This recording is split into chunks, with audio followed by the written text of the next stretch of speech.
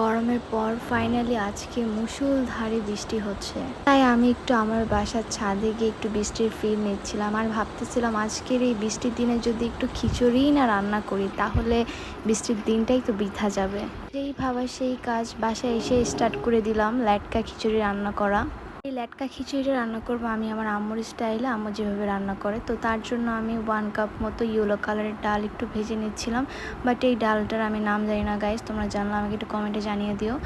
আর দেন একটা পাতিলে আমি 1 কাপ পরিমাণ ডাল আর 2 কাপ পরিমাণ চাল আর ভেজে রাখা ইয়েলো কালার ডালগুলো আমি দিয়ে দিয়েছি। অ্যান্ড সবগুলো চাল ডালকে আমি ভালোভাবে ধুয়ে নিব।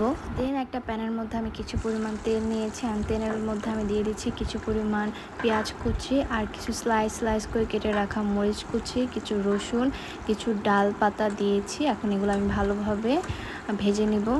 ধুয়ে রাখা চাল ডালের মধ্যে আমি একটা গাজর কিউব করে সুন্দর করে কেটে দিয়ে দিয়েছি আর পরিমাণ মতো লবণ দিয়েছি।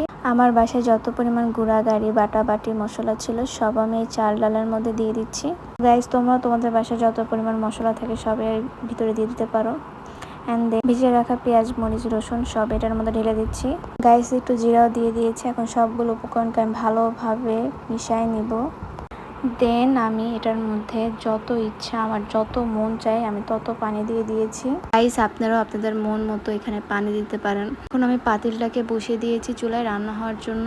আবার আমি একটা প্যানের মধ্যে তেল দিয়েছি, আর তেলের মধ্যে কিছু পরিমাণ পেঁয়াজ কুচি আর শুকনো মরিচ একটু ভেজে নিচ্ছি।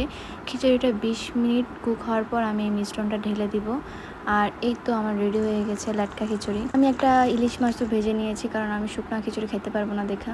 আর এই তো আমার রেডি হয়ে গেল লেটকা খিচুড়ির সাথে ইলিশ মাছ। আপনারাও চাইলে এইভাবে লেটকা খিচুড়ি রান্না করতে পারেন, মন চাইলে রান্না করবেন, না মন চাইলে রান্না করবেন না। তো যাই হোক, আজকের মতো এখানেই, দেখা হবে নেক্সট কোনো ভিডিওতে। আর আমার ভিডিওটা ভালো লাগলে আমার ভিডিওতে লাইক কমেন্ট আর ফলো করে দিন পেজটাকে। আল্লাহ হাফেজ।